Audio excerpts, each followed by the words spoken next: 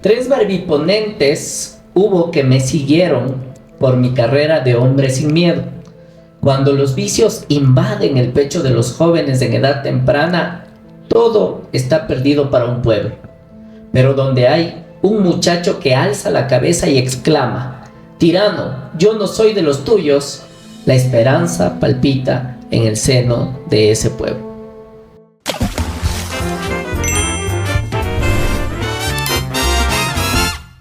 Hola con todos y todas, bienvenidos a otro episodio de Legítimas Dudas. En la oportunidad de hoy nos acompaña el cronista oficial del Cantón de Ambato, historiador también, y una persona que ha hecho mucho, no solo por este espacio conformado por jóvenes, sino que ha hecho mucho por la ciudad de Ambato, y ojalá tengamos el tiempo necesario para devolverle todo lo que Pedrito Reino ha hecho por esta ciudad. Pedrito, bienvenido a Legítimas Dudas. Muchísimas gracias. Ustedes sacan muchas certezas de las legítimas dudas y estamos siempre a la orden para compartir alguna experiencia de vida que se tiene. Pedrito, vamos a iniciar esta conversación haciéndole una pregunta que realmente puede ser sencilla o compleja, depende de cómo se lo mire. ¿Quién era Juan Montalvo? Juan Montalvo, para no decir lo mismo que se viene diciendo, era un hombre que debe haber estado muy triste en el Ambato de su época, porque ir a Francia, ver la ciudad luz, hablar francés, escribir en una ciudad donde él también era recriminado por su provincialismo, diríamos, y no tener con quién compartir, porque cuando uno no tiene con quién compartir ideales de la misma naturaleza, del mismo pensamiento, o sea, lo que ahora dicen la empatía, y encontrarse con un pueblo prácticamente curuchupa, como él decía, conservador, tiene que haber sido una cuestión desesperante para él, y debió también ser un desubicado intelectual. Él, por otra parte, como siempre por experiencia también le digo, dice que sacan el escribir. ¿Por qué te quedaste en Ambato? Me han preguntado a mí. ¿Por qué no te fuiste a Quito? ¿Por qué no te quedaste en Bogotá? ¿Por qué no te fuiste de aquí? Entonces es un cuestionamiento que a uno le deja una ambivalencia terrible. Por una parte, el amor a los padres, a la tierra, y por otra parte, esta situación de soledad. Yo creo que eso mismo le habría pasado a Montalvo, y por eso la desubicación, básicamente porque escribir prácticamente para un pueblo analfabeto es como ahora escribir para nadie. Escribir para un pueblo analfabeto debe haber sido muy doloroso para Montalvo. Ahora, entrando en el contexto, ¿por qué empezamos a hablar de Montalvo? Es porque estábamos revisando esta revista Constancias, publicación temática año 5, número 7 de diciembre del 2025, en donde efectivamente se hace una recopilación de Montalvo, bastante interesante para los que quieran revisarlo. Y justo por eso, Roge, empezaba con la primera pregunta de qué sentiría Montalvo. Y tras cámaras estábamos haciendo una reflexión ya acerca de esta revista y decíamos cuán complejo era la forma de escribir de Montalvo para su tiempo, que sigue siendo compleja para el día de hoy, pese a que tenemos muchísima más posibilidad de tener al alcance la tecnología para poder comprenderlo. ¿Por qué se le hizo o de qué manera hubiese Montalvo llegado de mejor forma con su pensamiento al Ambato de ese momento? Siempre se ha dicho al escritor que baje el nivel para que sea un escritor popular. El escritor tiene otro desafío, escribir más bien de forma elevada para elevar el nivel intelectual de su pueblo. Yo creo que si Montalvo hubiera bajado su nivel de léxico, su nivel de metáforas, su nivel de símbolo, a lo mejor hubiera sido más entendible, más entendido para su tiempo, pero él no quiso eso. Y ahora, Pedrito, ¿usted cree que en la actualidad ya le entienden a Montalvo o siguen sin entenderlo? Siguen sin entenderlo, al menos por la distancia del tiempo, porque prácticamente la distancia del tiempo hace que uno no entienda las cosas del siglo XIX.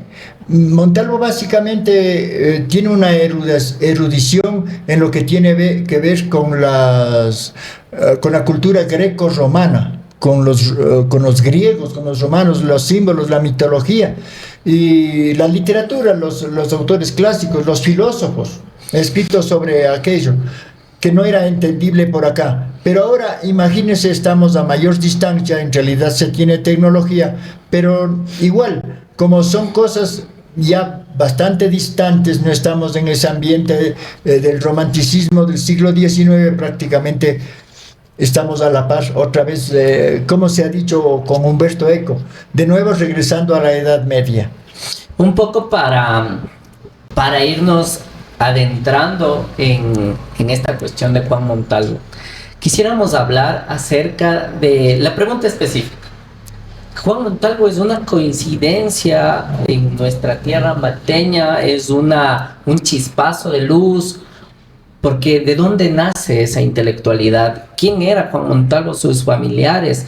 Acá en la revista que mencionaba antes Sabina, tenemos una parte de la genealogía de Juan Montalvo, pero desde su visión, ¿esto fue una coincidencia? ¿Juan Montalvo es la excepción? ¿O cómo pasó? Bueno, nosotros tal vez pensamos que las cuestiones hereditarias pesan mucho, pero no es así. El ser humano, cada cual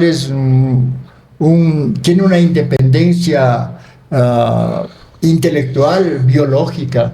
No por ser descendiente de Montalvo, aunque les disguste a muchos, ya todos son inteligentes montalvistas. Aquí en Ambato pasa eso, dice yo soy pariente de Montalvo, aquí hay medio Ambato pariente de Montalvo, pero no se nota el parentesco intelectual. Entonces, yo creo que es bastante providencial por pensarlo ahora de esta manera, porque ¿cómo más podríamos decir que aquí en Ambato las circunstancias se hayan dado para que nazca en Quinchicoto probablemente? Otros quieren decir que nació en Guano mismo, pero yo iría un poco más a la experiencia de vida que todavía no está muy aclarada en cuanto a lo que tiene que ver con el Sambo Montalvo, con la parte afro que tiene Montalvo, y a él le tildaban de afro, encima de eso que le dio la viruela. Entonces quedó con otras evidencias. La abuela de Juan Montalvo, yo leí el testamento y disgustó mucho aquí en Ambato eso, fue madre soltera. Y ella declara en su testamento que tuvo hijos de 3 padres diferentes, no siquiera de uno solo, como diría, para un poco curar la moral pública. Eso definitivamente una herejía, si se lo quiere claro, denominar así, ¿no? Y más en esa época. Entonces, hay otra cuestión curiosa, que un sacerdote de Quito le da la hacienda de Yanayacu a la abuela de Juan Montalvo. Dice por el mucho cariño que le tiene, pero yo viendo las escrituras cuando dicen que le tienen mucho cariño a sus descendientes, sobre todo de progenitores que vienen de la iglesia, es porque hay algo entre telones. Entonces le dan la hacienda, entonces ahí hay otra línea no aclarada de Montalvo. Pero en conversaciones familiares, en conversaciones de infancia y en este revoltijo de las sangres y de pensamientos, yo creo que tiene que nacer como en los árboles que tienen mucha polinización, tiene que haber un fruto que sea realmente diferente. Y este producto de la polinización de siglos, desde venir los Montalvo desde Cuba, pasarse por Panamá, estar en Colombia, estar en Ambato, haber tenido vínculos en Guano, haber tenido varias familias enlazadas. En el mestizaje hispanoamericano es una coincidencia de muy buena suerte para Ambato que hayamos tenido el orgullo de su hijo aquí, nacido aquí en Tungurahua.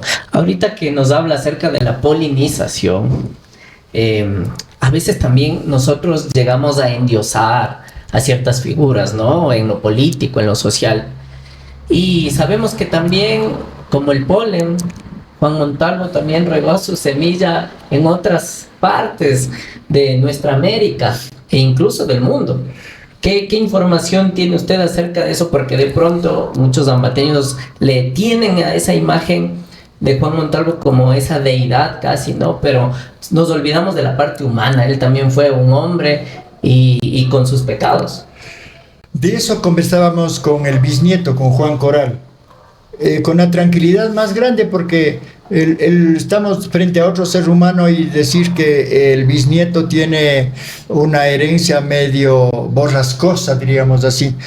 Pero no es así. Las cuestiones del género humano, publicarlas con la mezcla que se dan de varios de los grupos étnicos, es un aporte, porque lo que usted acaba de decir, no tenemos que endiosar a los escritores, sino más bien ver la lucha que han tenido, como en el caso de Espejo.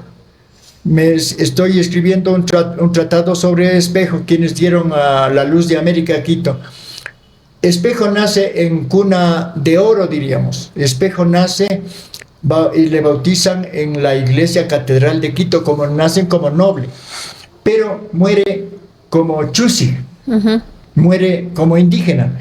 Entonces yo me puse a investigar en qué parte se quiebra la nobleza de Espejo y en qué parte se vuelve indígena. Y es cuando él sale los primeros estudios de filosofía en el seminario, pasa a estudiar medicina con los curas dominicos en Quito. Y la exigencia, ahí viene también parte de la respuesta a su pregunta, la exigencia de la época es, y creo que nosotros vivimos anclado en eso, es la pureza de sangre, esta conducta medio rara de los españoles que trajeron acá, que aunque sean pobres, pero son nobles, que dicen no hay que confundir pobreza con nobleza, y sobre todo porque al noble no le estaba dado el trabajar con las manos.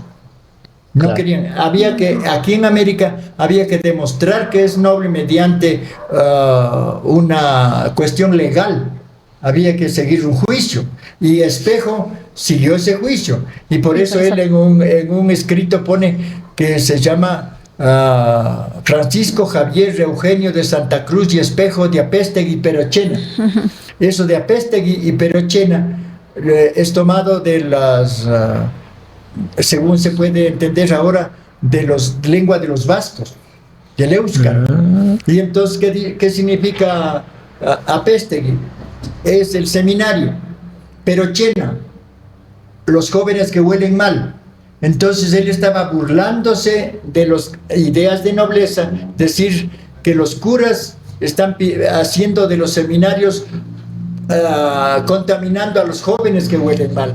Entonces, eso lo puso en sus libros. Entonces, la cuestión de la búsqueda de la nobleza es una cosa medio anticuada, todavía anquilosada, que vive en el ideario de mucha gente provinciana, que se creen nobles todavía por la sangre azul que hemos heredado de España, ¿no? Ahora, Pedrito, cuando hablamos de Montalvo siempre llama este orgullo, ¿no?, ambateño, este orgullo montalvino, esto de haber recibido la cátedra montalvina, y muchos citan a Montalvo, pero ¿cuántos realmente entienden a Montalvo? Usted, en pocas palabras, ¿cuál diría que es el mensaje principal que tenía Montalvo para decir a la gente? Lo que dijo Rogelio al principio del programa. Si es que no hay la juventud o los lectores que realmente pasen del ideario a la acción, si no pasan a la acción, prácticamente no se ha hecho nada. Se ha hecho una lectura nada más, entonces no son montalvistas de convicción. Lo que necesitamos ahora es ser montalvistas de convicción, porque estamos ya hace tiempo. Había escrito yo un artículo en términos políticos. Aquí triunfan los peores, desde Abdalá, desde Pérez Cordero, aquí siempre han triunfado los peores, digo yo. Eso hubiera dicho Montalvo también, o lo ha dicho de alguna manera. Entonces, prácticamente no hay una herencia de secuencia no diríamos siquiera solamente intelectual, porque es muy difícil que lleguen al mismo nivel intelectual de Montalvo, o lo hagan de otra manera, pero por lo menos a nivel de convencimiento político partidista. No hay eso, entonces hemos visto más bien un retroceso. O sea, se dista mucho de lo que se dice y lo que realmente Montalvo nos quería realmente decir a todos a la final, o se malinterpreta, porque efectivamente, y revisando la revista Constancias, que les recomiendo bastante, Montalvo vive algunos destierros justamente por ser quien incomoda a las dictaduras de su momento, quien incomoda a la gente, y por eso también, y quiero hablar justo de este tema, de este escrito que sale de la Curarina como el antídoto contra el montalvismo también, ¿no? Entonces, ¿qué nos dice la Curarina a la final? Que también es un texto complejo, pero en comparación a los textos de Montalvo a veces más fácil de entender. Mire, a propósito, una de las cosas curiosas que yo encontré cuando estaba haciendo mi posgrado en Bogotá, me interesaba mucho los temas de Montalvo. Y en alguna de las bibliotecas, creo que fue en la Hemeroteca López de Mesa, me encontré una publicación de unas 800 páginas que se llama La Curarina o Antídoto contra el Montalvismo.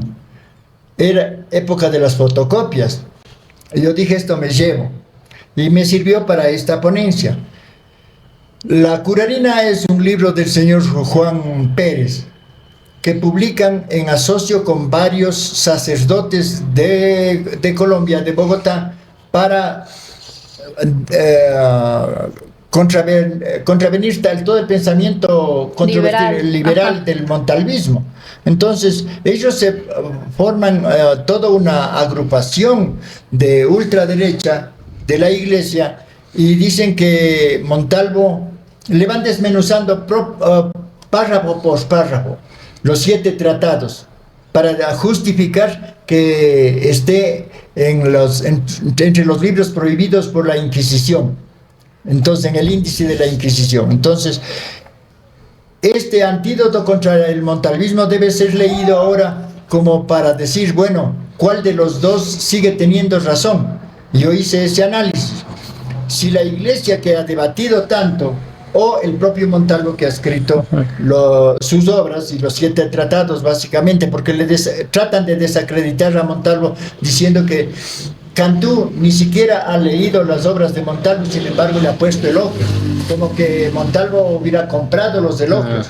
Y rastrean cosas, chismes de por medio, intelectuales desde luego, para ver qué es lo que pasa con el pensamiento, pero Montalvo sobresale por sus ideas filosóficas y la agudeza y la oportunidad para decir las cosas de una manera muy singular. Es decir, Pedrito, pasó en su tiempo, pasa ahora al personaje que es incómodo, tratan de acallarlo de cualquier manera, y estamos viviendo nuevamente lo que ya vivió Montalvo. Desde luego, siempre serán incómodos. Y no solamente incómodos, porque en épocas de mayor fascismo va la desaparición.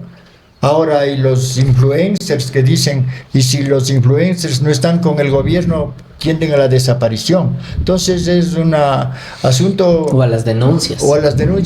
Es terrible, porque la persecución ideológica es una de las cosas, mientras no les perjudique al poder, las cosas lo persiguen hasta el final, hasta deshacerse del enemigo. Entonces, Montalvo tiene una valentía, pero también una estrategia. Insulta, dice una verdad y huye.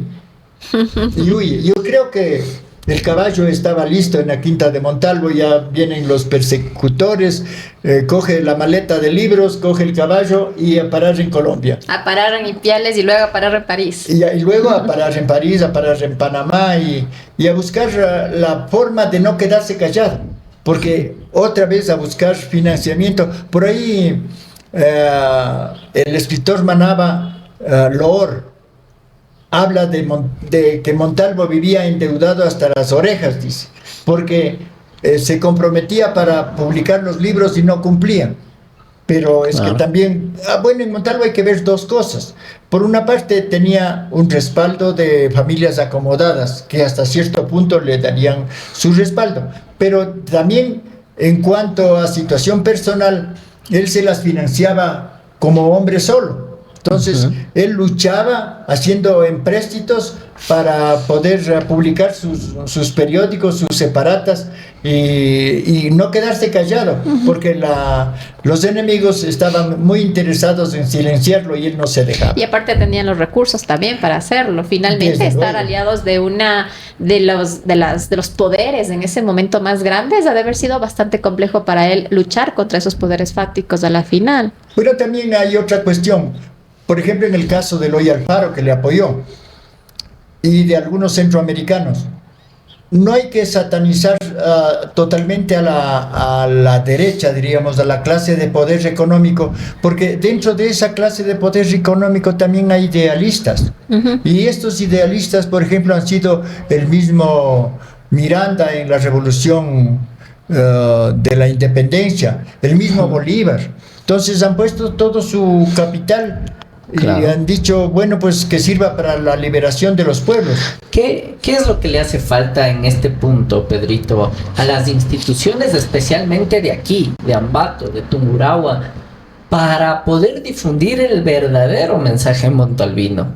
¿Qué es lo que deben hacer? ¿Qué acciones deberían tomar, por un lado, las instituciones y por otro lado, los ciudadanos?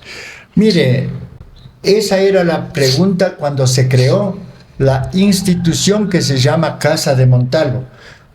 Vuelvo yo al principio. Lo que usted pregunta se planteó hace cuánto, ya 40 años. Crear el Instituto de Estudios Montalvinos no era crear la Cátedra Montalvina.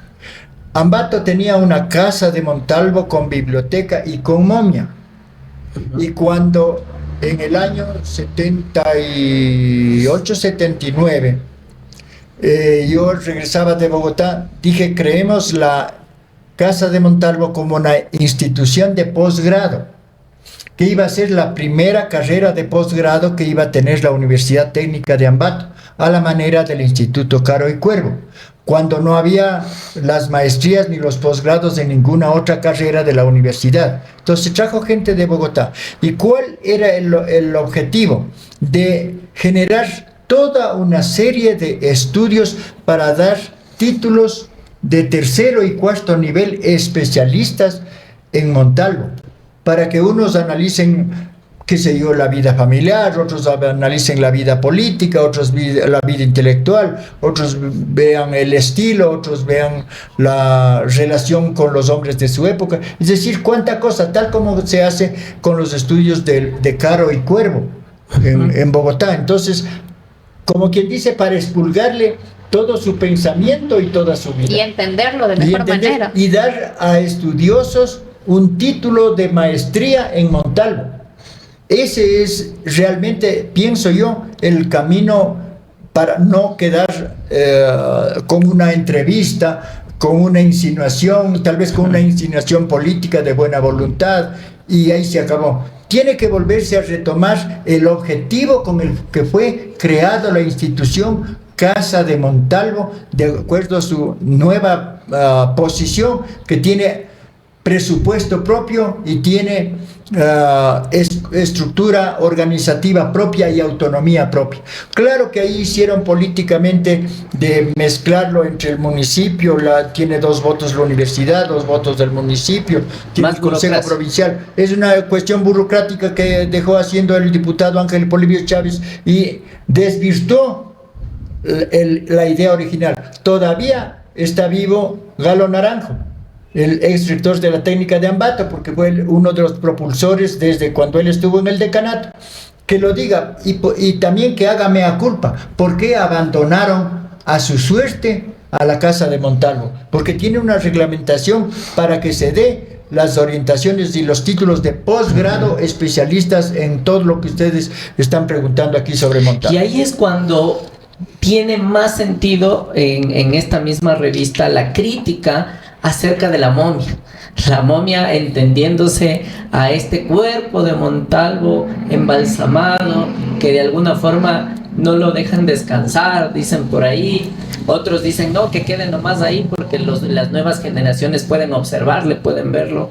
Pero lo más importante no es ver ese cuerpo, sino lo que usted nos acaba de mencionar. Lo más importante es ver cómo rescatamos ese pensamiento para entenderle mejor en esta época y en las siguientes. Cuando hablamos también de la relación de Montalvo con los otros Juanes, generalmente el ambateño les meten en el mismo saco, ¿no? A los tres Juanes. Los tres Juanes pensaban igual. Ahora les vemos incluso en dibujitos, ¿no? Dibujitos a los tres Juanes por aquí como caricaturas. Pero ¿cuál era la verdadera relación de estos tres Juanes? La relación es muy diferente. Hay que tomar en cuenta políticamente, la orientación de Montalvo es muy diferente de Juan León Mera. Y la orientación de Juan Benigno Vela viene a ser una parte, diríamos, que falta ser estudiada, porque él ha sido un luchador que inclusive ofrendó a parte de su familia por los ideales liberales, pero tiene, de acuerdo a sus biógrafos, muchas cuestiones contradictorias al final de su vida, sobre todo por su condición física de la ceguera. Uh-huh. Entonces, no le viene bien al caso poner en un mismo saco a tres lumbreras, y que prácticamente, como se dice en muchos libros, fueron el sostén político de la vida del Ecuador del siglo XIX. En Ambato se hacía la política al más alto nivel y se publicaban cualquier cantidad de periódicos, que inclusive ahorita estaba viendo nuevos periódicos que no se han conocido, están difundiéndose con la publicación de Villamil en Guayaquil, que estoy viendo cómo se estructuraban estos pensamientos en el siglo XIX. Entonces, aquí se dan unas discrepancias terribles, y el fortalecimiento y la idea de los políticos de Tungurahua es una idea muy sólida, pero también es una idea donde, digamos, es una época donde se debaten con ideas. Uh-huh. No se debate desde lo visceral, como pasa desde el resentimiento, sino luchando con las ideas. Cada cual da a entender que tiene más lecturas, que hace más citas. Es una lucha de carácter netamente intelectual, como nació la independencia, porque la independencia de América fue un hecho no bélico. No es que vino Bolívar y se peleó con las armas. Los que realmente hicieron el antecedente fueron los que tuvieron bibliotecas personales de 6.000 volúmenes, de 8.000 volúmenes, de 2.000 volúmenes. Eso no está dicho. La verdadera potencialidad de las revoluciones en todos los pueblos se da cuando hay gente intelectual. Y eso es lo que está faltando en Ambato. Gente realmente de proyección intelectual.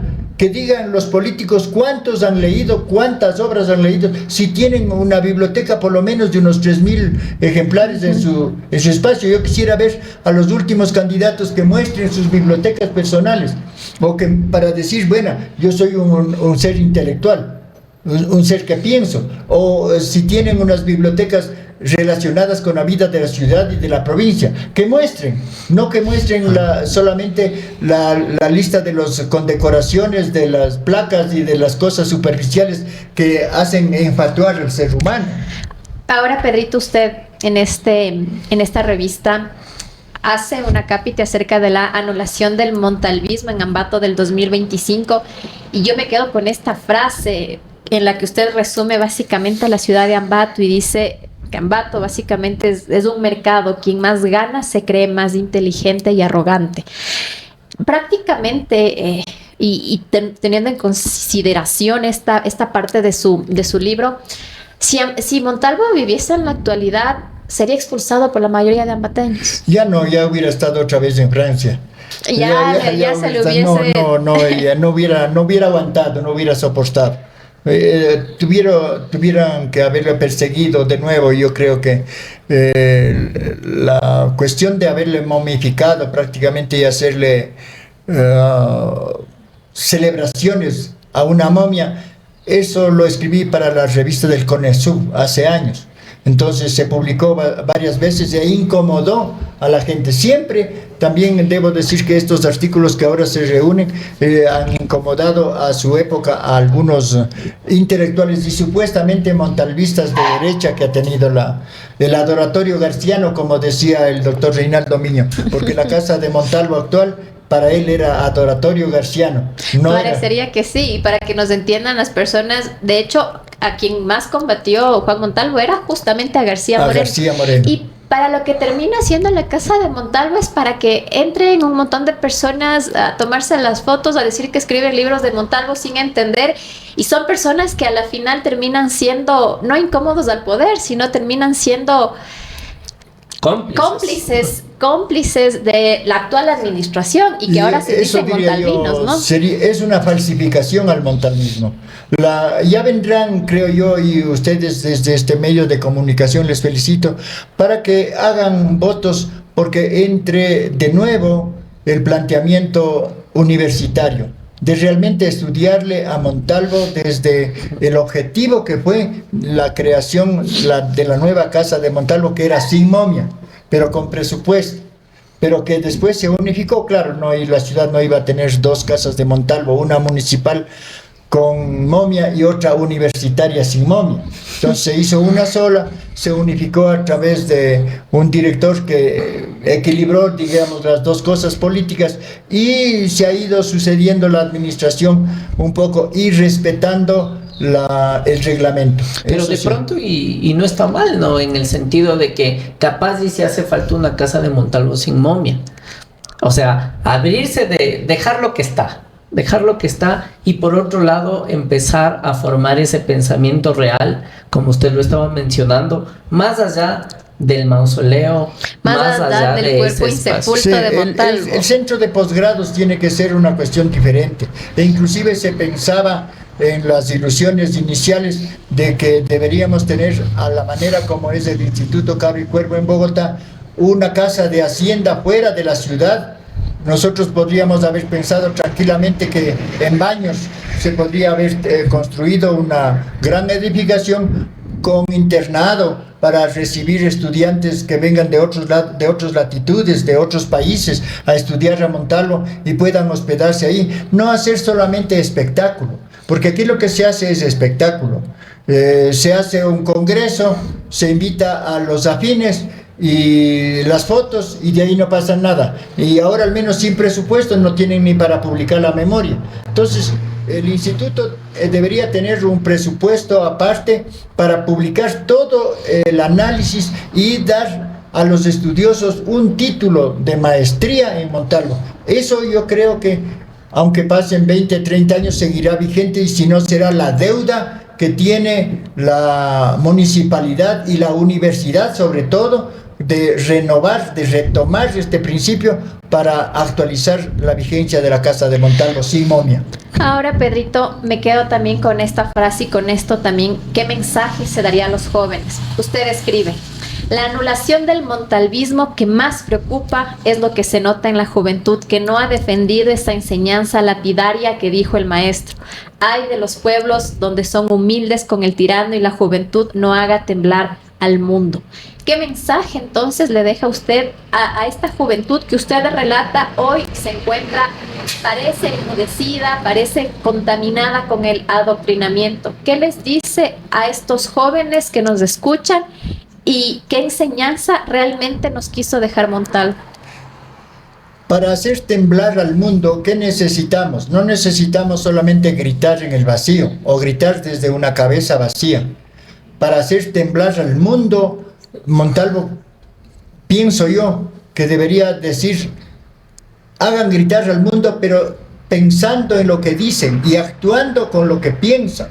Porque si no han leído ni la propia obra de Montalvo, y no solamente de Montalvo, tendrían que analizar la situación económica, política, social, ecológica, todo eso, para decir: vamos a hacer temblar el mundo porque estamos capacitados en varios frentes, de acuerdo a las a las exigencias contemporáneas. Vamos a hacer temblar el mundo porque aquí en Ambato hay muchos tecnólogos que sepan todo con tecnología de punta, que tengan una educación de vanguardia, que realmente sepan por qué pelean. Porque no está Montalvo diciendo que salgan a la calle y griten y hagan temblar a la policía que tienen al frente, sino que hagan temblar al mundo. Es decir, que digan aquí hay quien piensa, quien siente y quien transforma.